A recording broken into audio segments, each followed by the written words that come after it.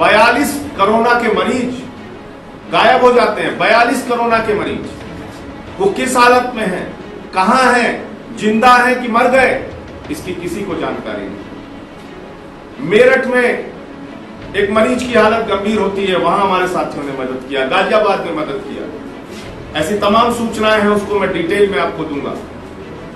लेकिन जो कोरोना की हालत समझ में आ रही है, हर जिले में 400, 500, 600, 1000 इस तरह के केसेस उत्तर प्रदेश में बढ़ रहे हैं। हम आपके घर में ये ऑक्सीमीटर लेके आएंगे।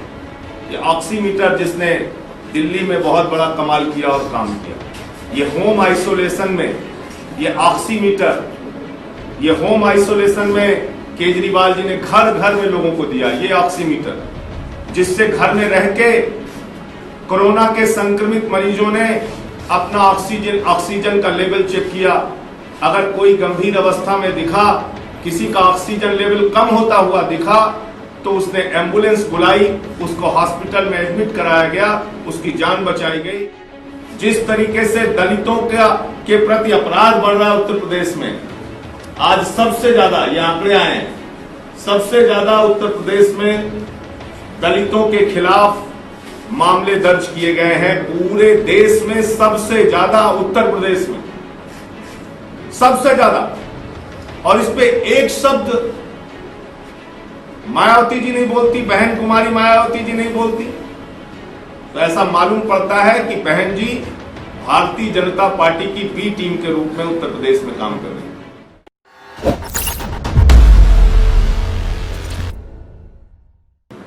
आज जैसा मैं पहले भी कह चुका हूं, कोरोना और क्राइम दोनों बहुत तेजी के साथ उत्तर प्रदेश में फैल रहा है।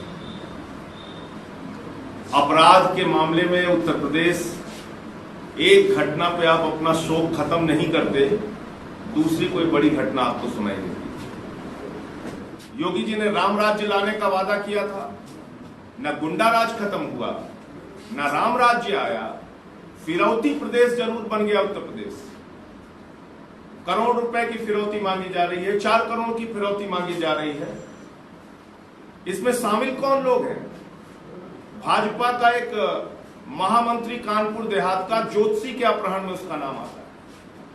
आगरा में एक भाजपा के नेता का नाम देह व्यापार में आता है।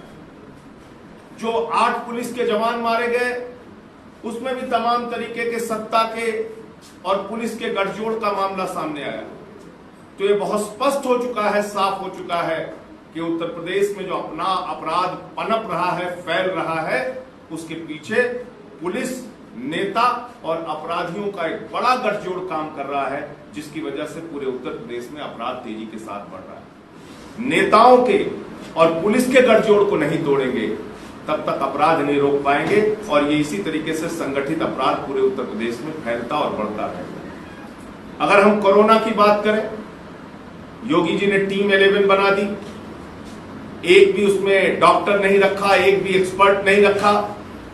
और आज उस टीम 11 के काम की हालत यह है कि मैं गया था प्रयागराज, वहां पर एक मरीज अस्पताल से गायब हो जाता है, उसके परिवार के लोग गिड़गिड़ाते रहते हैं, रोते रहते हैं, कोरोना का मरीज कहां चला गया। बाद में उसकी लाश मिलती है। आज मैंने आपसे कहा था कि जो हमने हेल्पलाइन जारी किया, उसके जरिए जो सूचनाएं आई हैं उसको मैं आपसे शेयर करूंगा।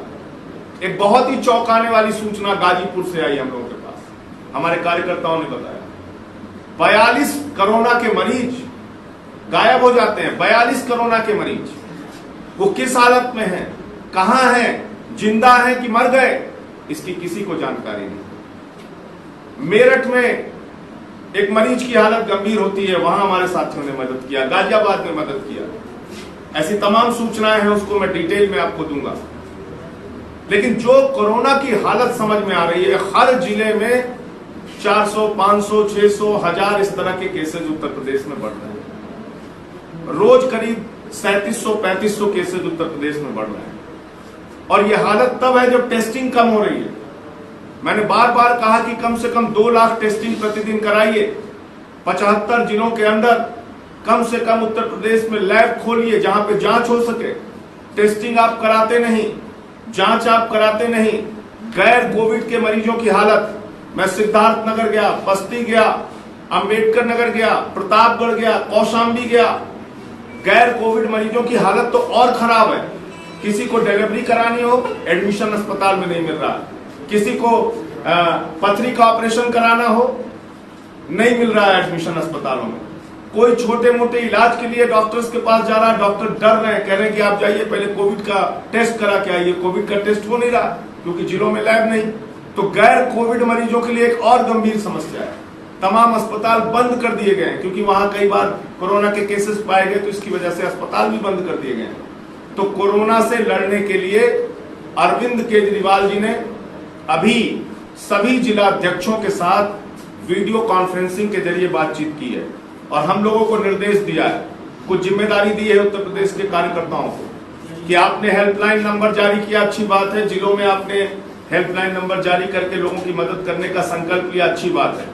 लेकिन अब हमारे कार्यकर्ता, आम आदमी पार्टी के कार्यकर्ता गांवों में, शहरों में, अलग अलग इलाकों में जहां भी कोरोना के मरीजों की सूचना होगी और जहां संभावित मरीज होंगे जिनको ऐसी तकलीफ महसूस हो रही होगी सांस लेने में या बुखार की समस्या होगी, उनसे एक अपना नंबर जारी करके एक पर्चा घर घर में बांट के अपील करेंगे कि अगर कोई भी तकलीफ आपको होती है तो आप हमसे संपर्क कीजिए, हम आपके घर में ये ऑक्सीमीटर लेके आएंगे। ये ऑक्सीमीटर जिसने दिल्ली में बहुत बड़ा कमाल किया और काम किया, ये होम आइसोलेशन में ये ऑक्सीमीटर, ये होम आइसोलेशन में केजरीवाल जी ने घर घर में लोगों को दिया ये ऑक्सीमीटर, जिससे घर में रह के कोरोना के संक्रमित मरीजों ने अपना ऑक्सीजन का लेवल चेक किया। अगर कोई गंभीर अवस्था में दिखा, किसी का ऑक्सीजन लेवल कम होता हुआ दिखा, तो उसने एम्बुलेंस बुलाई, उसको हॉस्पिटल में एडमिट कराया गया, उसकी जान बचाई गई। अगर ज्यादा स्थिति खराब हुई तो प्लाज्मा बैंक के जरिए उसकी जान बचाई गई, और भी अगर ज्यादा स्थिति खराब हुई तो वेंटिलेटर के जरिए उसके जीवन को बचाने का काम केजरीवाल सरकार ने किया। और यही कारण है कि आज दिल्ली में 90% रिकवरी रेट है। हिंदुस्तान में सबसे ज्यादा मरीजों के ठीक होने की संख्या अगर कहीं है, 1,18,000 मरीज दिल्ली में ठीक हो चुके हैं। 1,18,000 मरीज। तो टीम 11 जो क्रिकेट मैच खेलने के लिए योगी जी ने बनाई है, मैं उनसे अनुरोध करूंगा कि कोरोना से लड़ने के लिए टीम 11 बनाइए। ये ऑक्सीमीटर हमारे सभी विधानसभा के कार्यालयों पर रहेगा। ये ऑक्सीमीटर हमारे गांव गांव में जो कार्यकर्ता हैं उनसे भी हम कहेंगे कि 2,000 रुपए का, 1,500 रुपए का ये ऑक्सीमीटर आता है, आपस में चंदा करके ये ऑक्सीमीटर खरीद लीजिए। जो कोई भी आपको फोन करके बताए, पहले आप घरों में पर्चा बांटिए, जो कोई भी आपको फोन करके बताए कि उसको कोरोना की शंका हो रही है, आशंका हो रही है, सांस लेने में तकलीफ हो रही है या बुखार की शिकायत है, उसके घर पे जाइए, इसको सैनिटाइज करिए, उसके घर के सामने रखिए, उससे बोलिए। अगर नहीं समझ में आता तो पहले चेक करके दिखा दीजिए। ये ऑक्सीजन लेवल इसी तरीके से चेक होता है, इसमें इसको लगा के और ये बटन दबा देनी होती है, आपका ऑक्सीजन लेवल इससे चेक हो जाएगा, इससे पता चल जाएगा ये ऑक्सीजन लेवल क्या है। ये देखिए, ऑक्सीजन लेवल चेक करने के लिए दिखा के और उसकी टेस्टिंग कराने का काम इसमें मदद करेंगे कार्यकर्ता। दूसरा, पूरे उत्तर प्रदेश में जिलों में जहां अस्पताल है वहां पर अपना बोर्ड लगा के नंबर जो हमारा हेल्पलाइन का है वो जारी करेंगे। उसके जरिए जो लोग संपर्क करते हैं वो उनकी मदद करेंगे। इसके साथ साथ अभी जो क्राइम की स्थिति है, जहां कहीं भी कोई बड़ा अपराध, कोई ऐसी बड़ी घटना होती है, हमारे कार्यकर्ता उनके यहां जाएंगे और पुलिस पर, प्रशासन पर, सरकार पर दबाव बनाने का काम करेंगे कि उन लोगों के साथ नाइंसाफी ना हो। जैसे संजीत यादव के मामले में हुआ, 30 लाख रुपए बिचौलिया बन के पुलिस वाले दिला रहे हैं और बाद में उसकी हत्या भी हो जा रही है। ब्रिजेश पाल के मामले में 3-3 बार अपराधी फोन करके पैसे मांग रहे हैं, पुलिस उनको ट्रेस नहीं कर पाती, पकड़ नहीं पाती और बाद में उनकी हत्या हो जा रही है। तो ये जो घटनाएं हैं, इन घटनाओं को गंभीरता से लेते हुए हर जगह हमारे कार्यकर्ता जाएंगे और जो भी पीड़ित परिवारों की मदद हो सकेगी वो करेंगे। एक अंतिम बात कह के मैं अपनी बात समाप्त करूंगा।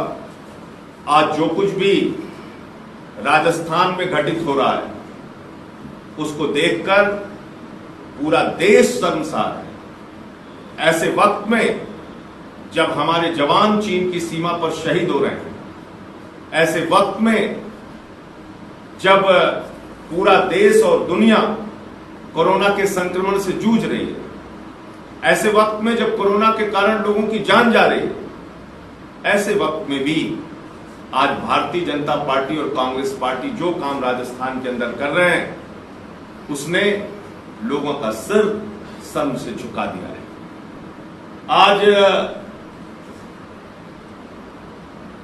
ये साबित हो गया कि इन दोनों राष्ट्रीय पार्टियों के पास देश के लिए, जनता के लिए सोचने और काम करने की फुर्सत नहीं है, चिंता नहीं है। इनकी प्राथमिकता कैसे विधायक बेचना है, कैसे विधायक खरीदना है, इसमें है।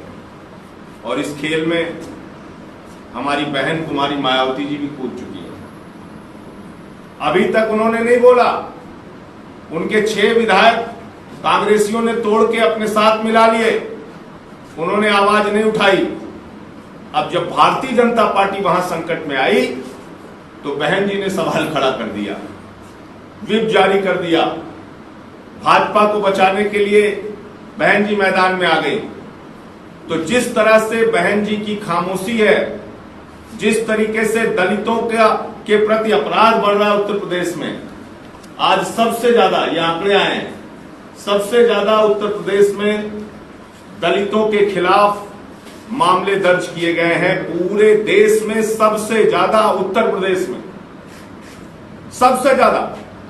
और इस पे एक शब्द मायावती जी नहीं बोलती, बहन कुमारी मायावती जी नहीं बोलती। तो ऐसा मालूम पड़ता है कि बहन जी भारतीय जनता पार्टी की बी टीम के रूप में उत्तर प्रदेश में काम कर रही है।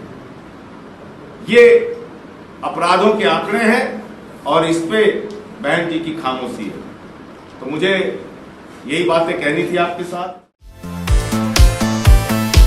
अगर आपको हमारे वीडियोस पसंद आए तो प्लीज लाइक करें, सब्सक्राइब करें और शेयर करें।